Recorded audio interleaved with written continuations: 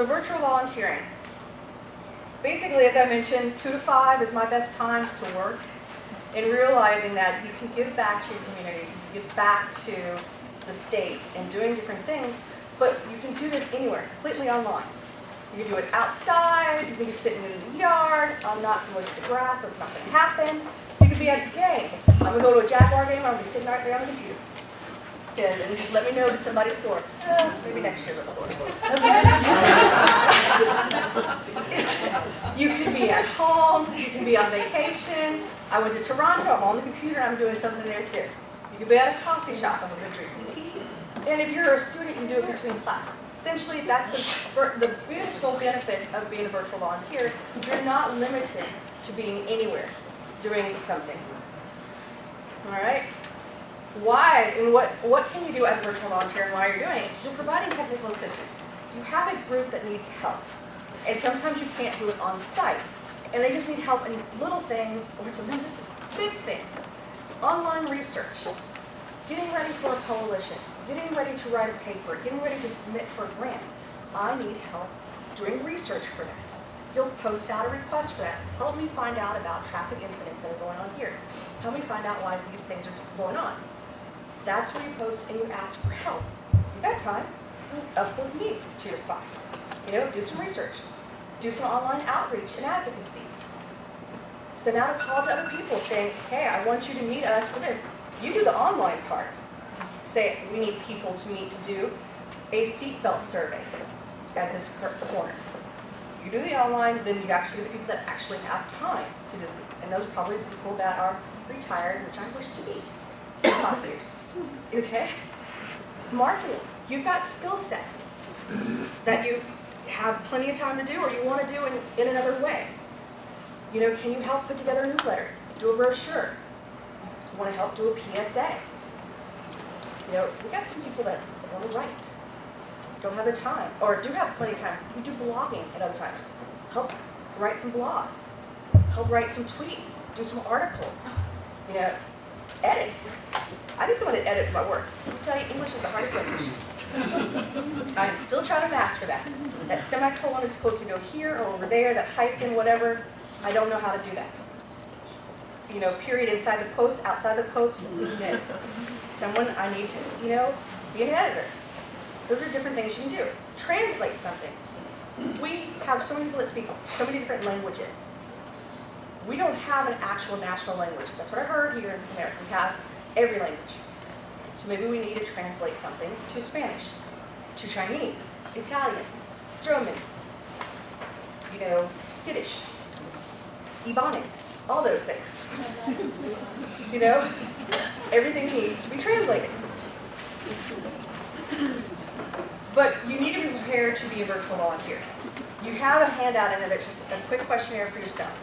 Make certain that you're ready for it. It's just like taking on a job, doing an actual volunteering job in person. Do you have the time? Do you have the resources? Because don't commit to something and then can't fulfill the requirement. Because it would just set back that person who's asking for your help. So do you have regular online access? Because we're having a little problem this morning, but we figured that one out. But just knowing these are online. Do you even have a computer? If you don't have a computer, obviously you can't do it online. Number one. If you don't have an internet, you can't do it either. These are things like that. Are you able to stick to deadlines? Because sometimes these things are asking for you to do something every week. Meeting those type of deadlines. You need to be able to work on your own sometimes, or meeting with other people. Can you pace yourself? Is this the right time in your life to do it? If you're going through a divorce, probably not. If you're going into labor, probably next week, probably not. Are you on a tight schedule at your job for something that's due? Probably not. But just think about these things. District 2 has embraced the virtual volunteering. We have posted 3 opportunities and partnered up with volunteermatch.org. These will also be posted later on the trafficsafetyteam.org website. And I'm just going to show you a couple of these examples of what we posted. Obviously, you don't have time to read them all, but just they're simple things. We're asking you to promote our Facebook pages. How many people have Facebook accounts? Be honest, you're on there every single day, I know. We're asking if you've ever been on there, go to them and like them. Tell your friends, your neighbors, even the people you don't like, tell them to go on there and like the pages. If you see posts that are important to you, they're traffic safety awareness, like those, reshare them. Get the word out about it. That's simple virtual volunteering off the bat.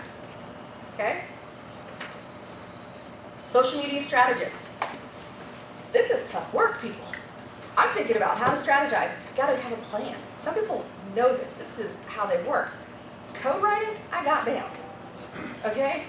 Thinking about how you want to plan this for the next 6 months to a year, other people, they dream about it. Okay? I dream databases. They dream this.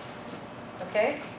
And if you want to volunteer and help, people will do this out of the kindness of their heart. Bless their heart. Okay? So this is what we posted out there.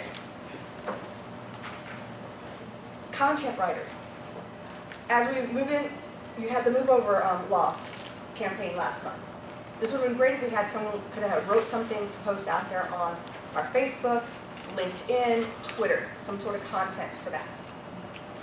Coming up for, walk to school day, bike to school day, getting ready for impaired driving, someone to write a piece about it. That could be a nice long one that it's shortened down for tweets and posts. We're looking for people to do that. We will tell them what the subject is, and they write it. Then we want somebody to edit it. As I told you, I don't know where that period goes. Okay? But these are things that we're looking for. We've already had some responses in these. And in our case, we asked for people to be within the District 2 area because we want our pieces to be specific to that. For Facebook, it's open to everybody. We've got people that are doing it from South Carolina and North Carolina. They're like, yeah, your site is what we're interested in. So we'll take them from there. We want them to come to our site, learn about traffic safety. But when we want to write things focused towards District 2, we're looking for those people to be contributors. And that's what becoming a virtual volunteer is. Do we have any questions, comments? Who's going to sign up? And that's about all I have about that. How are we doing on time? Good. And of course, within being CTST, there's a number of things that you guys talk about in your meetings. And some of these are eventually talked to your safety officers, or whether it's an engineer at DOT, it could be to the traffic engineering department for the city or for the county. And sometimes that information that is related is lost in translation. I know there's a movie about that, but it's just some of this information can be lost in how you see it as a concerned citizen and how the engineer sees it. Then it also can be lost as how enforcement sees it, just in general. But the first thing off the bat is, why is that roadway safety important to you? That's very important for you to really take a look at that question, think about it. Why are you there as a CTST member? Why are you a member of the CTST coalition? Why are you thinking about that roadway safety? For each one of us, we may have a different answer. But when we look at it as a group, a lot of the things are coming together. We're thinking about ourselves as a driver. We're thinking about our neighbors that are out there on the road. We're thinking about our kids walking along the road and how we are all interacting. And there's a lot of things that have to work together, or there are different pieces of the puzzle that have to be fit in order to make it safer. But there's a lot of elements that you need to know and to understand about roadway safety. One, there's a driver out there. Two, there's a vehicle, obviously. And then, of course, there's a roadway itself. Each one of those are elements of making it safer, okay? We only have influence, for me as an engineer, on the roadway. The driver, that's behavioral. I cannot influence, or as an engineer, we cannot influence the driver themselves. That vehicle, that's a manufacturer. How it's designed, how it works, we can't influence that. But the roadway itself, when there is an incident or a crash, we try to see how could we have engineered it to reduce the severity of that incident. If we are having fatalities out there, We would like to have engineered it to where maybe it was a serious injury. Now let's take it down a little bit lower to just injury or property damage only.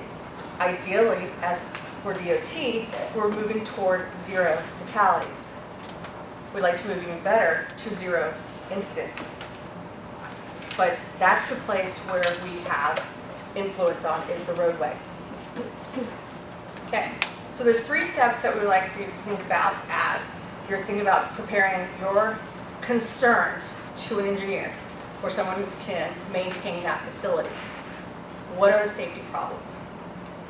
And this is going to be a balance between what is the actual infrastructure concern and the emotional concern. You need to fully describe that safety problem. And when I say this, I try to relate this to cooking. I don't cook. Okay? But you have, as an engineer, if I try to cook, I want a full detailed instruction. Step 1, this is the kitchen. Okay? My mother would say, just throw it in. Okay? This is a pinch of this. What's a pinch? Give me a little bit more detail. So explaining the safety problem can be, we're having accidents out there. Fix it. You describe what the problem is. And then work with professionals. Okay? We're not in a boxing ring. We're not fighting against each other. We got to work and compromise in some things. Figure out how to do it. Okay? So, there's potentially hazardous roadway conditions. And a lot of times when it's potential, we're not certain what is the problem or how it's occurring. We got to figure out what it is. And if anyone's from St. Johns County, this is State Road 13 or County Road 13 at this point. Just recognize your road out here. I'm just using this as a reference point. But there's different things that could be happening. And this is just, are there roadway departure hazards? Are people leaving the road? Be specific. Tell me that they're running off the road, there's a culvert they're hitting, they are slipping and sliding, they're hydroplaning, there's road surface conditions. There's water always staying on the road. It is, how do we say that? There's always puddling. Water, there's rutting on the roadway. There's narrow roads. It's not wide enough for the amount of traffic out there. We have a 9-foot lane, but we got all these, SUVs that are much wider than that, so it's not enough room for people to go in each direction. So they're having to go over onto the shoulder.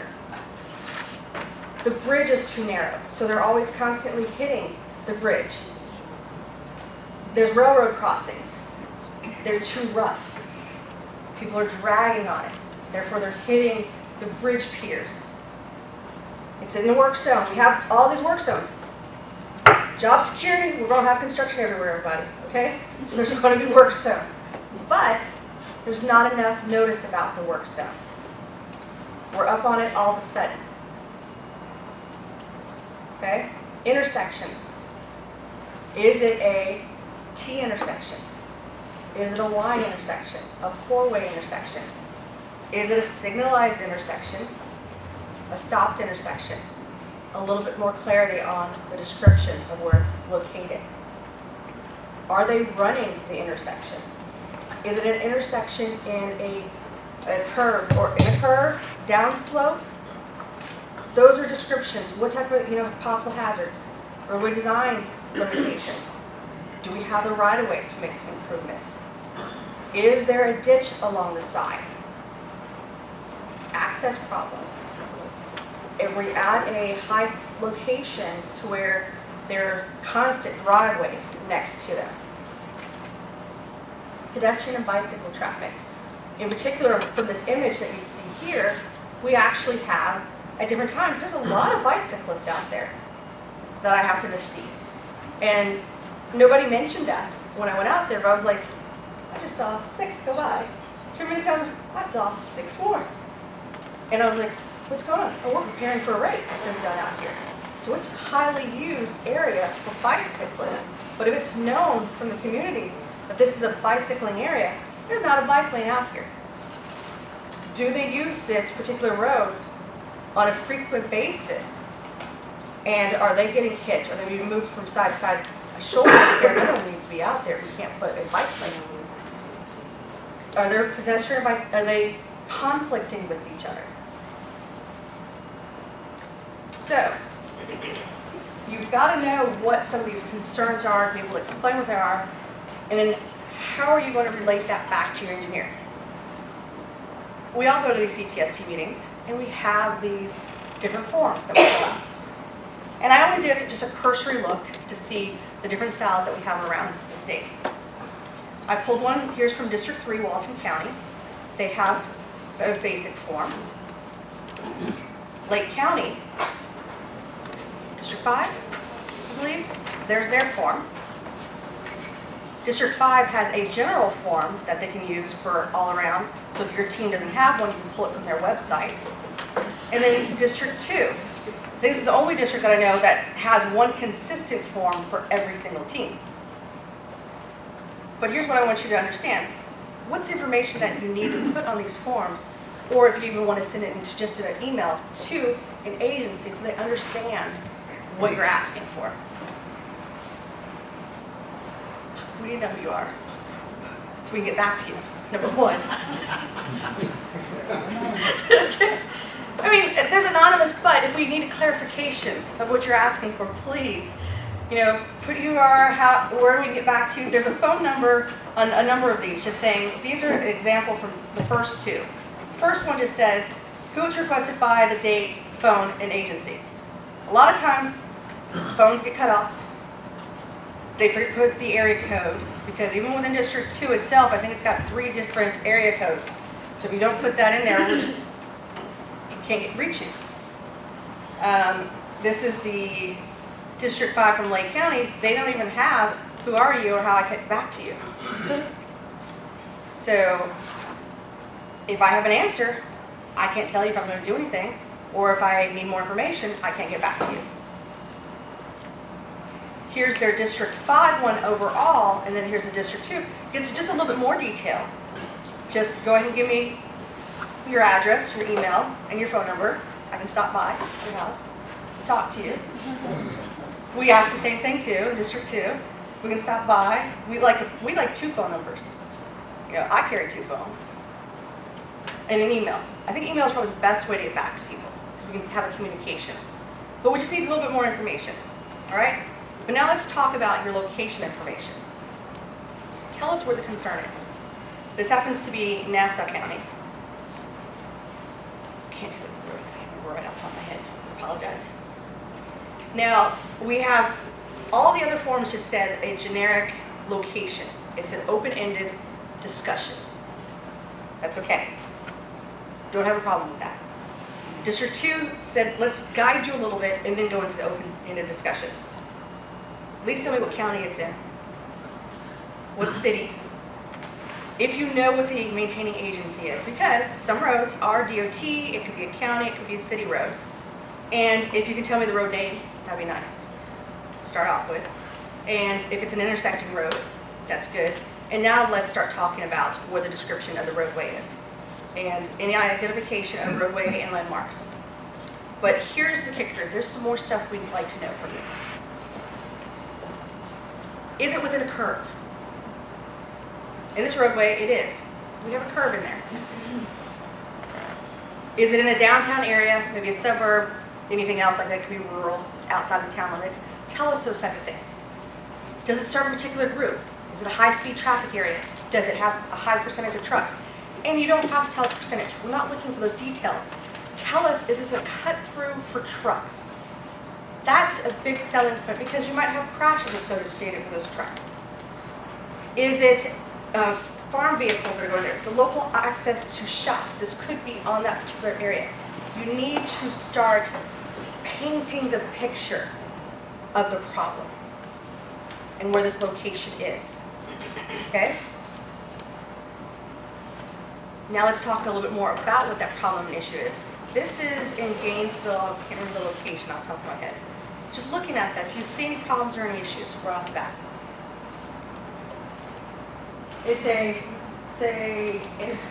Off the bat, it looks like those 2 cars are going towards each other, but they're not. They're not, but yes, that one over here is in the left turn lane. But it's a 4-lane signalized intersection. But there is a problem. This was actually studied by my company that I work for, Metric Engineering, with recommendations for improvements. And if someone submits this as a problem, here's some of the things that we've seen on the form. It just says, give me the crash or safety problem detail. One says, just give me the problem. And the District 2 one says, tell me what type of issue we're asking for. Is this an engineering, an education, enforcement, emergency services issue? And a drawing might be nice. That's been actually helpful. But now, what are we asking you to describe in there? Do we have any obstructions blocking the driver view? Because it could be a sight distance issue that you want to talk to us about. Are there roadway hazards drivers can hit if they leave the roadway? Are there contributing pavement issues?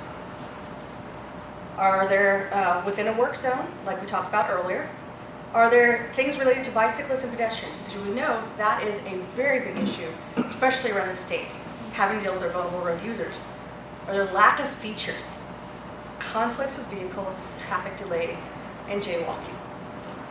Law enforcement, are we giving jaywalking tickets at all? Depends on who the cop is in the county sitting.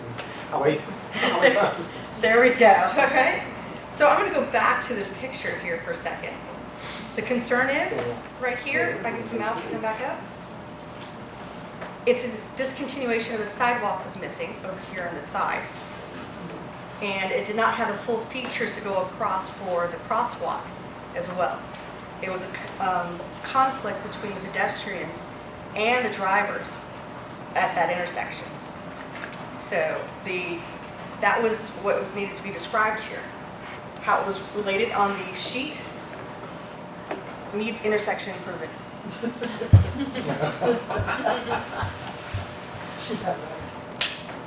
Where do we go with that? Intersection improvement of what? What was the conflict? What was the problem? In this case, would be a good description of, we do not have head features on northwest corner, lack of sidewalk.